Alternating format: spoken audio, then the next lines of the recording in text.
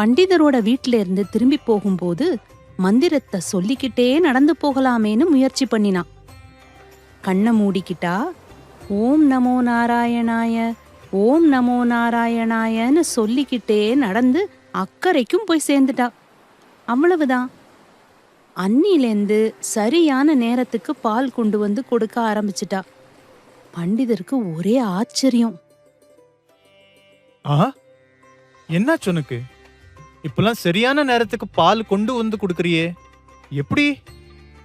சாமி, நீங்க சொல்லி கொடுத்த மந்திரத்தை சொல்லிட்டு நடந்து வந்தேனா 6 கூட வழி கொடுத்துச்சு.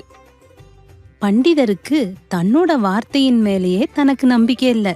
அந்த பண்டிதருக்கு சந்தேகம். நம்பவே முடியலையே, இந்த பொண்ணு உண்மையதான் சொல்லுதான்னு பின்னாடியே போய் பாப்போம் அப்படின்னு மனசுல நினைச்சுக்கிட்டாரு. சரி சரி, நீ போ, நான் உன் பின்னாடியே வரேன். நீ எப்படி நதிய கடக்குறன்னு பாக்கணும். என்ன இது? தலையில பானை வச்சுக்கிட்டு கண்ணை மூடிக்கிட்டு ஓம் நமோ நாராயணன் சொல்லிக்கிட்டு நதியில நடந்து போகுது இந்த பொண்ணு. கொஞ்சம் கூட மனசுல சந்தேகமே வரலையா இந்த பொண்ணுக்கு?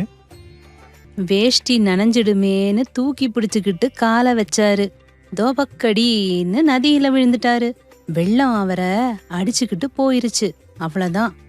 பாத்தீங்களா, குரு சொல்றத நம்பிக்கையோட கேட்டு நடந்துக்கிறவங்களுக்கு கண்டிப்பா நல்லதே நடக்கும். ஆனா சொல்லிக் கொடுக்கிற குருவுக்கே தன் மேல, தான் சொல்லி தந்தது மேல நம்பிக்கை இல்லைன்னா மூழ்கி போறது நிச்சயம்.